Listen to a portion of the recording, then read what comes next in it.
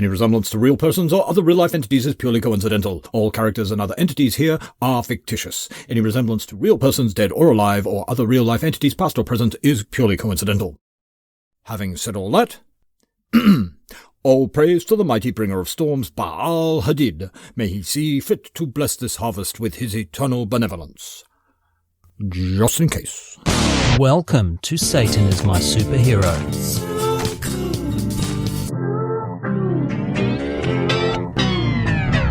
In this mini-series of mini-sodes, we will be pulling apart one of our Year 1 episodes, adding new jokes and just doing it better. Oh yeah, that's a spot! In this Origin series, we'll be looking at some ancient deities and demons that have arguably had an influence on the modern idea of the Judeo-Christian devil.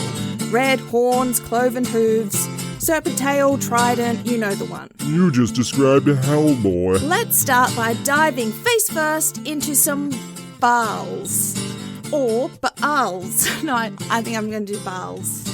Let's start by diving face first into some Baals. Oh, my balls! You've probably heard of the Akkadian god Baal, or Baal. Like so many names from antiquity, Baal isn't necessarily a name but a title. It's equivalent to Lord. So Baal-zebub is Lord of Flies. Zebub is a way better name for flies. How do we end up calling them flies? Come on, man, we need a name for these things. I'm bored and tired. Can't we just go home?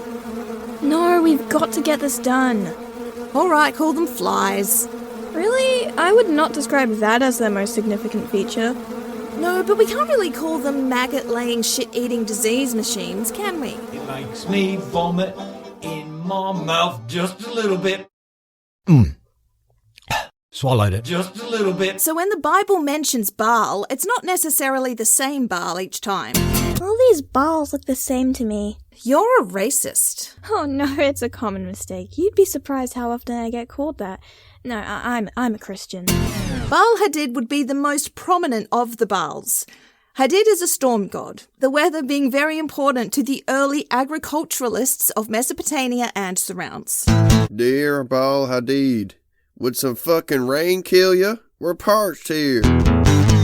These pretzels are making me thirsty. Hadid was worshipped by the people that the Bible called Canaanites.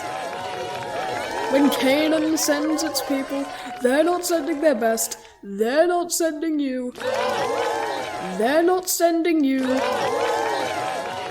They're sending people that have lots of problems. And they're bringing those problems with us. They're bringing drugs. They're bringing crime. They're rapists. And some, I assume, are good people.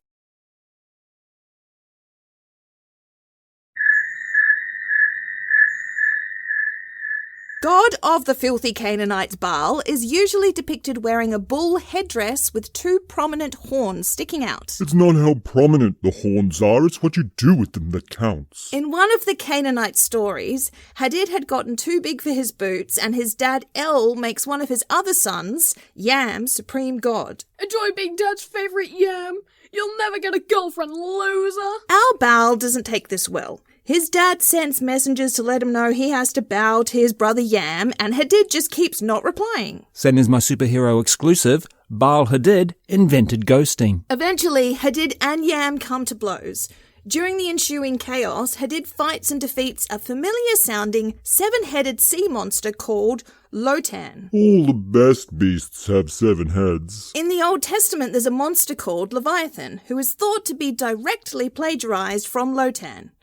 In Isaiah, we get, In that day the Lord with his sore and great and strong sword shall punish Leviathan the piercing serpent, even Leviathan that crooked serpent, and he shall slay the dragon that is the sea.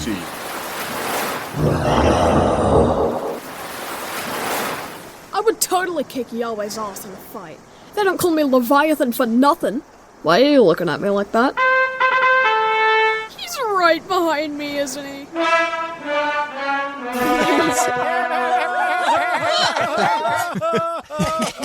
And in Job, we get this very Satan-like description of Leviathan's personality. Will he make many supplications unto thee? Will he speak soft words unto thee?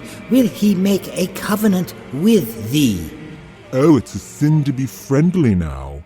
I see. And of course, you will remember the seven-headed sea monster from the Book of Revelation. And I stood upon the sand of the sea, and saw a beast rise up out of the sea, having 7 heads and 10 horns, and upon his horns 10 crowns, and upon his heads the name of blasphemy. What are you looking at me like that? There's something written on my heads, isn't there? So getting back to Baal, in another story, in order to deceive Mot, the god of death, Baal has sex with a heifer. Look, if it's that or dying, I mean, you know. Oh yeah, that's a spot. Baal Hadid wasn't a necessarily evil entity. There was that time he had sex with a heifer, but you know, different times. This here are my 3 wives. Rachel, Naomi, and Daisy. Shut up, Daisy. But Baal became demonized by the competing monotheistic religions of Judaism, Christianity, and Zoroastrianism. Piss off, Baal! No one wants you here! All through the Old Testament, the founding fathers are constantly fighting off the influence of other competing religions. Can't we all just get along? No!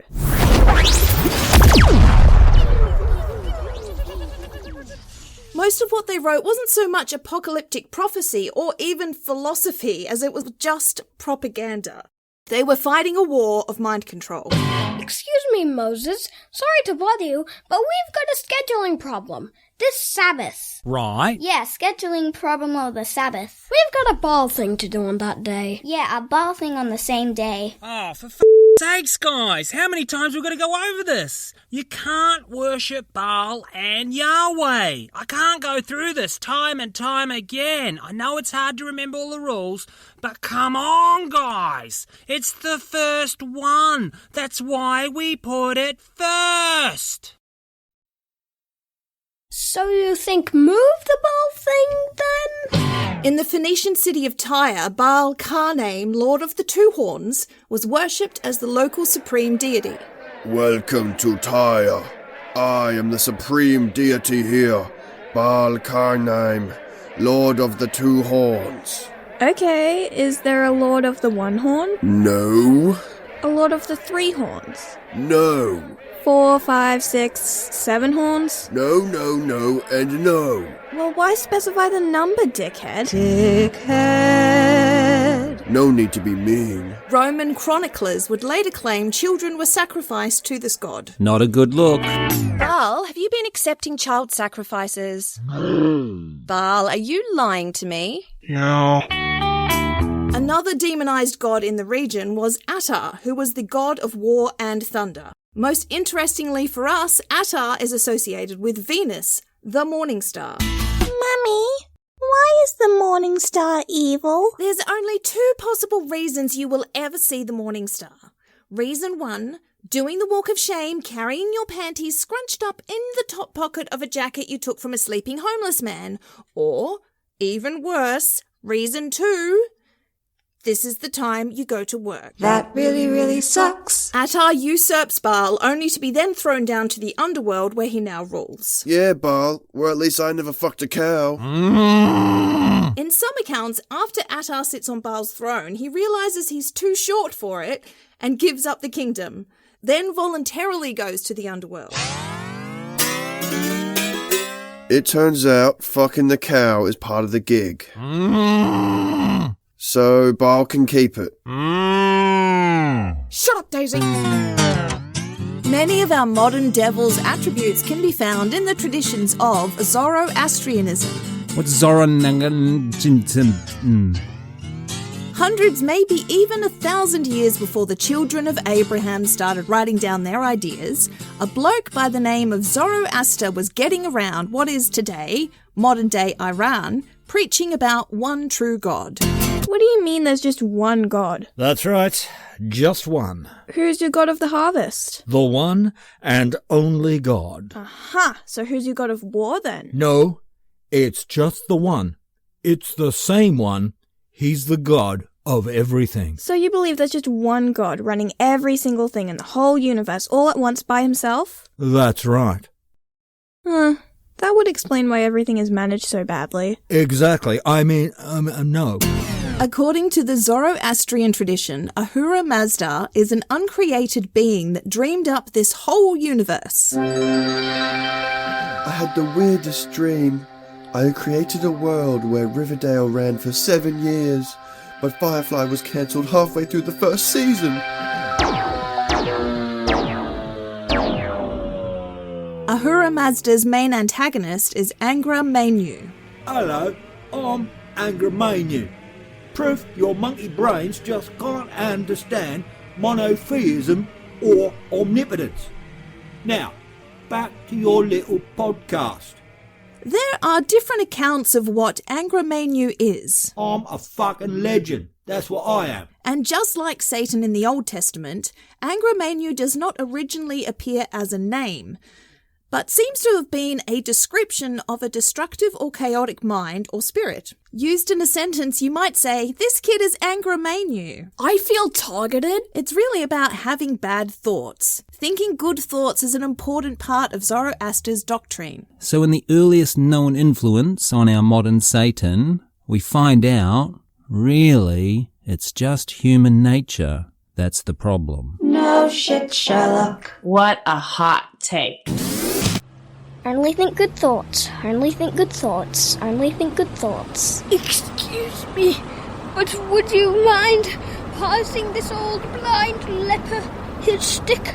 I seem to have dropped it. Get away from me, scum. Can't you see I'm concentrating on being a good person right now? In some stories, Angra Mainyu is the twin brother of Ahura Mazda. In some stories, Angra Mainyu is like an angel created by Ahura Mazda who fell from grace. Oh, really? I haven't seen him at any of the meetings. In one creation story, Ahura Mazda creates a man and a bull. Hi, I'm Man. Well, this sucks. Meanwhile, Angra Mainyu creates snakes and flies. Thank goodness there's someone else here. I thought I was going to be stuck alone with this guy forever. The conversation has been stale. I'm Man, by the way, and you are... Ow, you bit me! Come on, Bull, let's split this scene. Those guys over there look like fun. Yeah, I know, you warned me. I don't need a lecture, all right? Let's just put the snake business behind us, put our best foot forward with these new fellows. How do you do? I'm Man. Why? Then Angra Mainyu murders the man and the bull. I had to find out which one made the best hamburgers. It was the bull, by the way, but you already knew that. The man's body becomes a seed that sprouts the first human couple.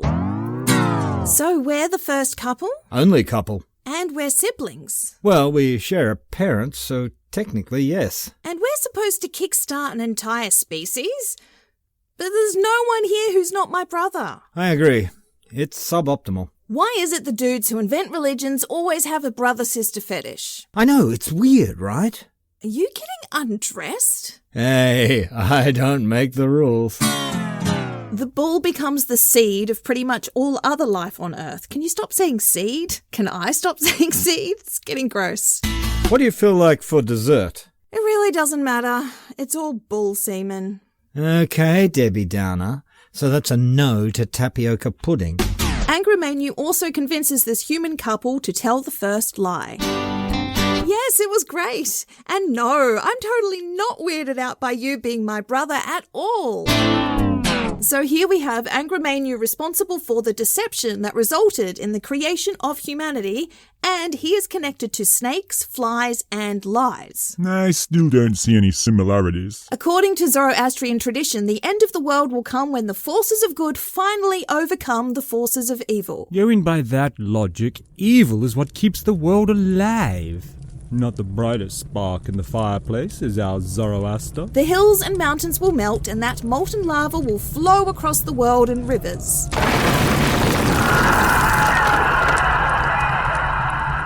I see now we shouldn't have fought so hard against evil. That's my takeaway from this.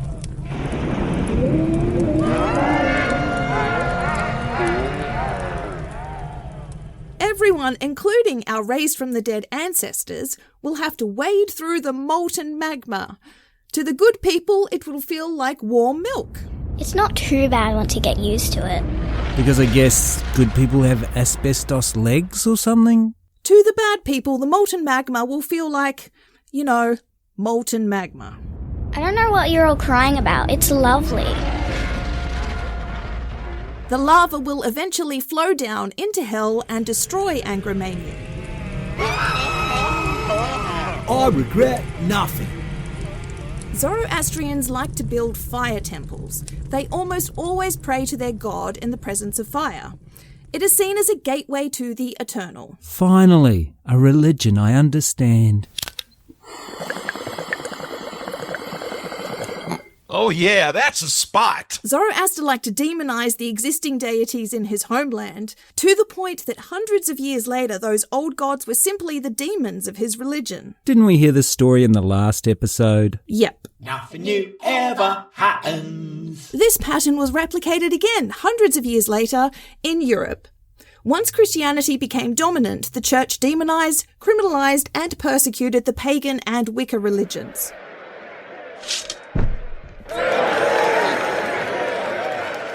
Oh, look at that. My god just cut your friend's head off. Your god didn't do that. You did that.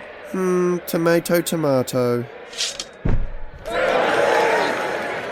We ended up with witch trials, inquisitions, and crusades. Any deviation from the company line was described as devil worshipping. Are you reading a book? Yes? Is it the Bible? No. Devil worshipper. Burn the witch! Burn the witch! Burn the witch! Abraham's people and eventual authors of the Old Testament came into contact hard with the Zoroastrian religion, while many of their elites were exiled to Babylon in the 6th century BCE. Terrible news, Naomi. All of our elites are being shipped off to Babylon. Oh no.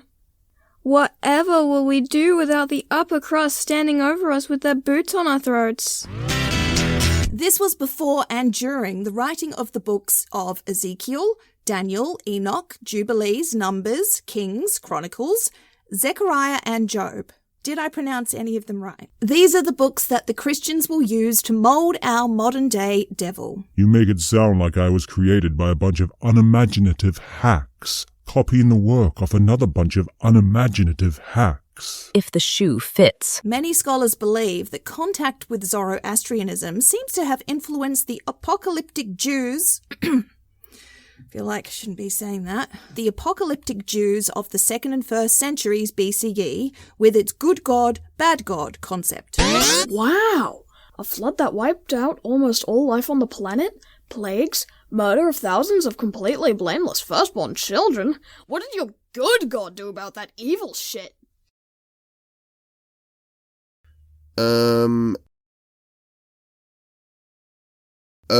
Whoops. This is awkward. Apocalyptic Jews didn't necessarily believe the world was about to end. Can't they see the end is nigh? Although some of them certainly did think that. As we've discussed in our itinerant series about the Book of Revelation... Gratuitous back catalogue plug. Apocalypse means revelation. So at this time, there were a bunch of prophets running around claiming to be receiving revelations directly from Yahweh. The Lord has spoken to me and told me that I am to lead you all. Well, that's weird, because the Lord spoke to me, and he said you're a stinky poo-poo head. If John the Baptist and Jesus actually existed, this is what they were.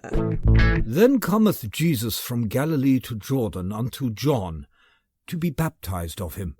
But John forbade him, saying, I have need to be baptized of thee, and comest thou to me? And Jesus answering said unto him, Oh, my dad, did we just become best friends? Yeah, boy! The influence of the Greeks on post-exilic Judaism and Christianity is undeniable.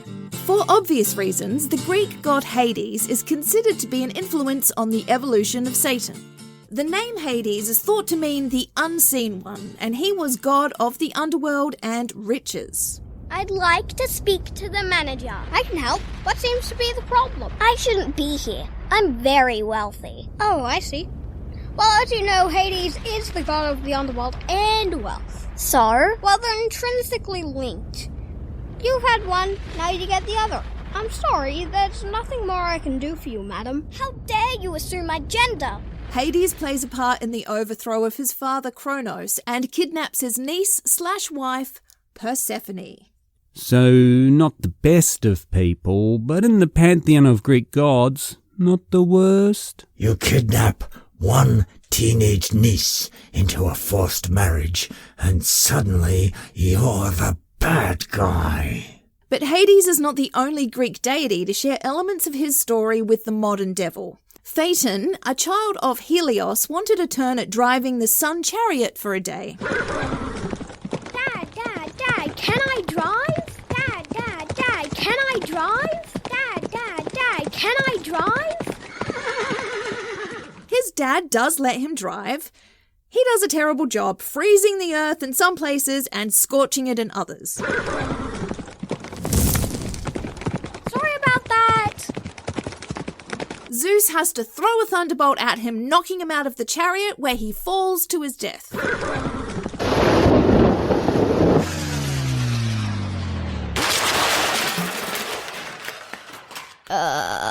So what you're saying is we have an uppity lightbringer falling to earth once again. If I didn't know better, I would say the underlying message with all these fellows is don't seek knowledge and accept your position in life. Pan was the Greek god of music, sex, shepherds, and their sheep. Sex, shepherds, and their sheep? That's right, Kiwi boy. Might have just found my god. Pan was the pop star of Greek gods, so early Christians probably saw his likeness everywhere. Part of the demonizing of the Greco-Roman gods resulted in Pan's appearance being a big influence on the look of Satan. He is very handsome, but he also has a goat butt, and I don't mean greatest of all time butt. I happen to have that butt. Pan had little goat horns and hooves for feet. This is the teenaged version of the devil you know today. Aww, it's a baby Satan. Moving on from Greece, Enki was the Sumerian god of creation, water, crafts, knowledge, and mischief. Oh, behave. You'll be interested to know Enki got himself pregnant by drinking his own semen. He only told everyone that so they'd try it. It doesn't work, by the way. Not particularly satanic, but I just wanted to mention the semen. Although Enki does wear a horned crown. You know the difference between those other gods and me. I make these horns look good. As seen with previous mythologies, horns are a common feature among the old gods. Oh, you simply must have horns, darling. Nothing screams Bronze Age god like horns. Am I right? Am I right? Yes, I'm right. It was a rhetorical question. Bulls show up all the time in the mythologies of the Near East. We've seen it ourselves. The bull was regarded as a symbol of fertility. And we've certainly seen some fertility. Looking at you, Enki. So horns on the head had no connotation of evil. That was never the point. Get it? Horns? Point? Sorry for the dad jokes. Satan is my superhero, takes no responsibility for any cringing you may have experienced during that dad joke. Dad joke, yeah. The bull signifies crops in the field and children in the house. That's as good as life gets prior to the Industrial Revolution. I'm just trying to make it to 40 without being killed by my own teeth. Early adopters of Jesus and the later Greco-Roman Christians demonize Baal, Pan, Enki, and others. Harmless nature gods are turned into wicked malcontents. Those horns go from signifying food and babies in our bellies to babies in our bellies as food. Baby? Oh, I couldn't possibly. I filled up on puppies and kittens earlier. It's plain to see the evolutionary pressure on the early church to put horns on Satan. How will we know the false gods? Oh, it's easy peasy. The false gods have horns. And false gods is bad, right? Oh, for sakes, not again. Listen, false gods, bad. Really bad. Like they're the worst. There's nothing more but this. Just look for the horns, all right? Just look for the horns. In Egyptian mythology, there are two lords of chaos who can be loosely associated with a Satan-like character. The trickster Set murders his brother Osiris and cuts him up, dispersing his body parts all over Egypt to claim the throne. That's extreme. And just imagine receiving one of those packages. I have a package for you. Who's it from? Set. Any idea what it is? Yes, and my advice to you, don't open it. Well, I'm definitely gonna open it now. I know. Nice nightmares, sucker. Horus? Yep. Like whore? Yep. Exactly. Horus. Okay. After the murder, Osiris's son Horus... It doesn't sound right. After the murder, Osiris's son Horus challenges Set for the throne. I call dibs on the throne. No fair. I thought about calling dibs before you said it. During the fight, Set attempts to sexually assault his nephew. Gross.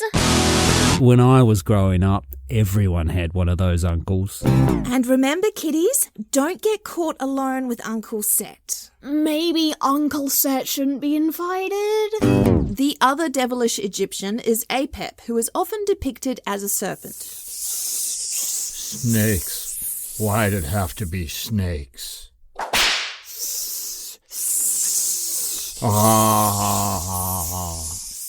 The sun god Ra travels through the underworld at night. Anytime I go down there, I carry my car keys between my knuckles. Apep lies in wait for Ra in the hope of trapping him there so dawn might never come again to the earth. It's the only way we'll get Project 2025. Through the Senate. Ironically, it's our other devilish Egyptian, creepy Uncle Set, who protects Ra in the underworld. I'm watching your back, Ra. Seriously, is there really no one else who could handle this? Over time, Set starts to get big-headed with his power, believing himself the only one who can defeat Apep. He starts telling everyone he might just let Apep win next time.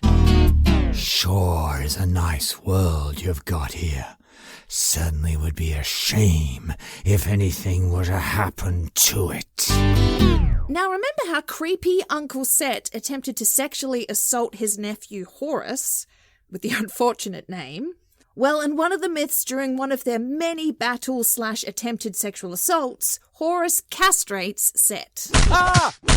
Not the nads! My nads! My precious nads!